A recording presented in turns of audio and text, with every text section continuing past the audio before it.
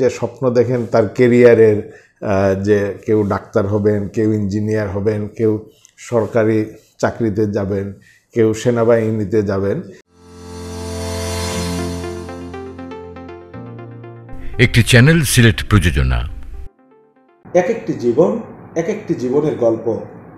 আজকে আমরা একটি জীবনের গল্প শুনব। মাই এইম ইন লাইফ, আমি কি হতে চেয়েছিলাম। আজকে আমাদের অতিথি বাংলাদেশ আওয়ামী লীগের সাংগঠনিক সম্পাদক, বাংলাদেশ ক্রিকেট বোর্ডের পরিচালক, সিলেটের একজন পরিচ্ছন্ন রাজনীতিবিদ শফিউল আলম চৌধুরী নাদেল। আজকে আমরা তার কাছ থেকে শুনব তার জীবনে তিনি কি হতে চেয়েছিলেন, ছোটবেলায় স্কুলে যখন পড়তেন কি স্বপ্ন দেখেছিলেন, মাই এইম ইন লাইফ রচনায় কি লিখেছিলেন বছরের পর বছর। আজকে 2020 সালে শফিউল আলম চৌধুরী নাদেল কি হয়েছেন সেই গল্পটুকু আমরা অল্প সময়ের মধ্যে শুনে নেব। জনাব চৌধুরী, আপনাকে স্বাগত জানাচ্ছি। আজকে 2020 সাল, কোথায় আছেন আপনি? আসলে প্রত্যেকটা মানুষেরই জীবনে তার নিজস্ব কিছু চিন্তাভাবনা থাকে। প্রারম্ভেই আপনি যে কথাগুলো বললেন, অনেক সময় মানুষ যে স্বপ্ন দেখে বা তার মধ্যে যে চিন্তাভাবনা কাজ করে নিজেকে গড়ে তোলার চেষ্টা করে, কোনো কোনো সময় সেটা বাস্তবে প্রতিফলিত হয়, বেশিরভাগ সময়ই সেটা হয়ে ওঠে না। আমি আসলে ছাত্র হিসাবে শুরু থেকেই খুব যে মেধাবী ছিলাম তেমনটা নয়।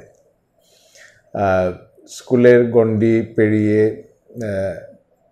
প্রাইমারি স্কুলের গণ্ডি পেরিয়ে যখন হাই স্কুলে ভর্তি হলাম সিলেট সরকারি পাইলট উচ্চ বিদ্যালয়ে, প্রাইমারি স্কুল শুরু হয়েছিল সিলেট ব্লুবার্ড উচ্চ বিদ্যালয়ে এবং ক্লাস 5-এ আমি আম্বরখানা প্রাথমিক বিদ্যালয়ে পারিবারিক সিদ্ধান্তে যে তখন বৃত্তি একটি খুব গুরুত্বপূর্ণ পরীক্ষা ছিল।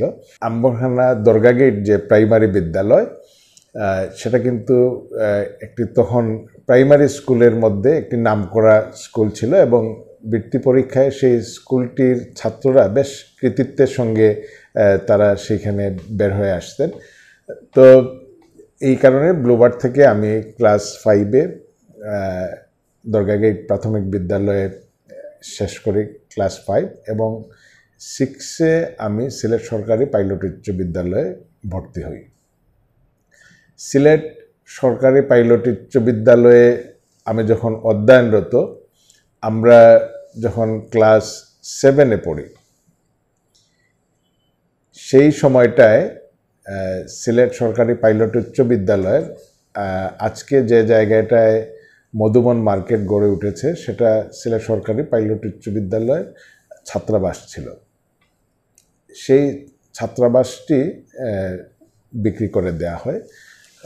তো এটার বিরুদ্ধে সিলেট সরকারি পাইলট উচ্চ বিদ্যালয়, অন্যান্য স্কুলগুলো এবং তখন প্রগতিশীল এবং গণতান্ত্রিক বিভিন্ন রাজনৈতিক যে ছাত্র সংগঠনগুলো ছিল এবং পরবর্তীতে গণসংগঠনগুলো কেউ কেউ যোগ দিয়েছিলেন যে স্কুলের এই ছাত্রাবাসের জায়গাটি বাণিজ্যিকভাবে বিক্রি করার প্রতিবাদে।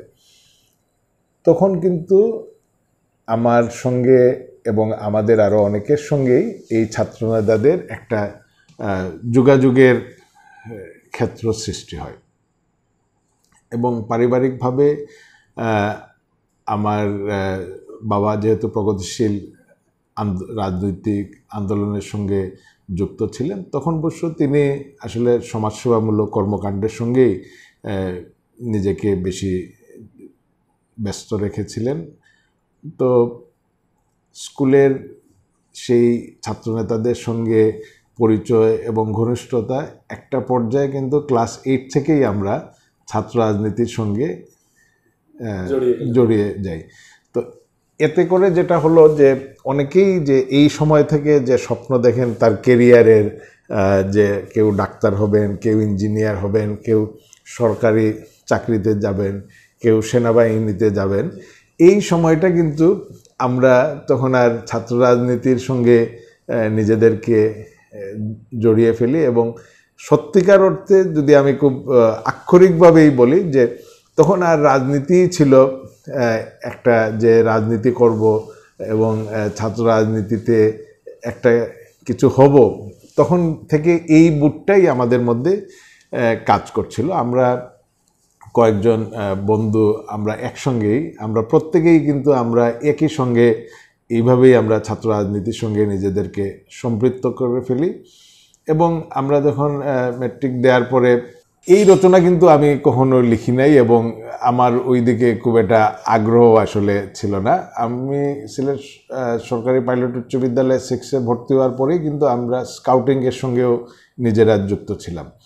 তো স্কাউটিং আমাকে সবচেয়ে বড় যে শিক্ষাটা দিয়েছে, কোনো কাজই ছোট না বা কোনো কাজকেই অবহেলা করা যাবে না, সেটা যত ছোটই কাজ হোক, মানে যে কোনো কাজ যে করতে, হ্যাঁ, যে কোনো কাজ নিজেরা করতে পারি, এটা কোনো কাজ করার মধ্যে লজ্জাবোধ নেই। স্কাউটিং করে আমি আর কিছু না হোক এই বিষয়টা আমি নিজের মধ্যে অর্জন করার আমার সুযোগ হয়েছে। তারপরে তো আমরা ছাত্র রাজনীতি, এবং সেই সময়টায় বিশেষ করে আমি যদি আবার একটু পেছনের দিকে যাই, আমরা যখন স্কুলের এই পড়াশোনার ফাঁকে বিশ্ব সাহিত্য কেন্দ্রের সঙ্গে সম্পৃক্ত হওয়ার সুযোগ হয় এবং তো সেই সময়টায় আসলে এখন যেইভাবে তরুণ প্রজন্ম ইন্টারনেট বা তথ্য প্রযুক্তির বিভিন্ন জায়গায় নিজেদেরকে ব্যস্ত রেখেছে, তখন কিন্তু বই পড়া একটি সুযোগ ছিল এবং অনেকেই কিন্তু এই পাঠ্যাভ্যাস ছিল পড়াশোনার বাইরে তারা বিভিন্ন ধরনের যার যে রুচি অনুযায়ী বই পড়তেন। তো বিশ্ব সাহিত্য কেন্দ্রও আমাকে কিন্তু একজন পাঠক হিসাবে যে সব বই বা বিশ্ব সাহিত্য, ভালো বই, এই বিষয়গুলো কিন্তু সেই পাঠচক্র এবং বিশ্ব সাহিত্যের যে আমাদের প্রোগ্রামগুলোতে ইনভলভ হওয়ার সুযোগ হয়েছিল, এর থেকে কিন্তু এই জিনিসটা শিখে আমার স্কুলের পড়াশোনার পাশাপাশি আমি স্কাউটিং এবং বিশ্ব সাহিত্য কেন্দ্রের কাছে আসলে ঋণী। এই দুই জায়গা থেকে আমি অনেক কিছুই শিখার আমার সুযোগ হয়েছে। তো আমরা তো স্কুলে গণ্ডি পেরিয়ে যখন কলেজে ভর্তি হলাম, সরকারি কলেজে 2 বছর পড়েছি। সরকারি কলেজে তখন নাম ছিল মুরারিচাঁদ কলেজ, এমসি কলেজ।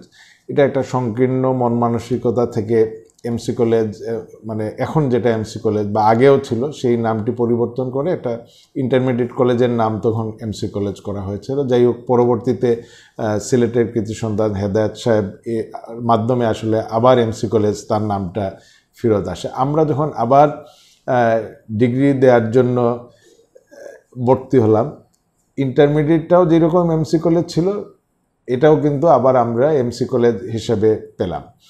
তো কলেজে তো আমাদের সেই সময় যে পরিবেশটা ছিল, হাসান ওয়াজ স্যার আমাদের প্রিন্সিপাল ছিলেন এবং আপনারা জানেন যে তিনি একজন প্রিন্সিপাল হিসাবে যত গুণাবলী থাকা দরকার স্যারের মধ্যে সবগুলাই ছিল এবং স্যার অত্যন্ত দাপটের সঙ্গে তিনি তার প্রিন্সিপালের দায়িত্ব তিনি পালন করেছেন।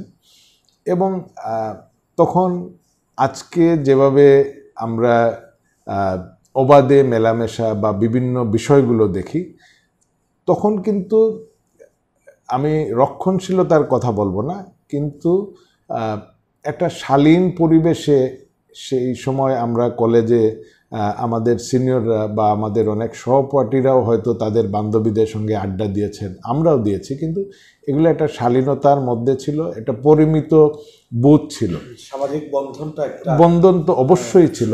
এবং তখনও কিন্তু ছাত্র সংগঠনগুলো তাদের রাজনৈতিক কর্মসূচি পালন করত, নির্বাচনের বিষয় ছিল, ছাত্র সংসদের বিষয় ছিল।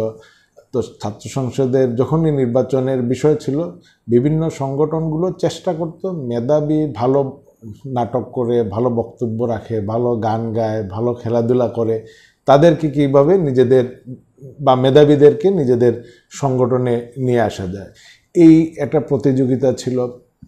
তখন আমরা ক্যান্টিনে বসতাম।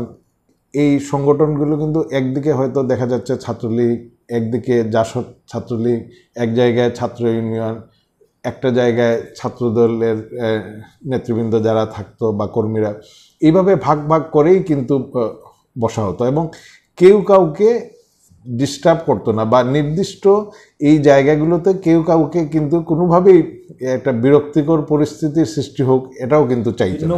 কলেজ লাইফের আরেকটি বিষয়, আপনি যে আমাদের এমসি কলেজের হোস্টেলটা, এটা একটা নিঃসন্দেহে এই ধরনের স্থাপনা বা পরিবেশ বাংলাদেশে খুব কম জায়গায় হোস্টেলগুলোতে রয়েছে। সেই হোস্টেলে আমরা যখন গেস্ট হিসেবে যেতাম আমাদের হয়তো সহপাঠী বা সিনিয়রদের সঙ্গে, তখন সেই হোস্টেলের সেই ডাল এবং যে ডিম বা ভাত, সেটার স্বাদটা কিন্তু এখনও মুখের মধ্যে লেগে রয়েছে। এখন হয়তো আমরা অনেক ভালো জায়গায় অনেক ভালো মন্দ কিছু খাই, কিন্তু সেই স্বাদটা কিন্তু আসলে ভোলা যায় না। খুব সাধারণ, হয়তো সবজিও থাকতো না, ডাল আর ডিম আর খুব যে সরু চাল ওই রকম না। এই ছিল আসলে দুপুরের খাবারের ব্যবস্থা। একটি চ্যানেল সিলেট প্রযোজনা।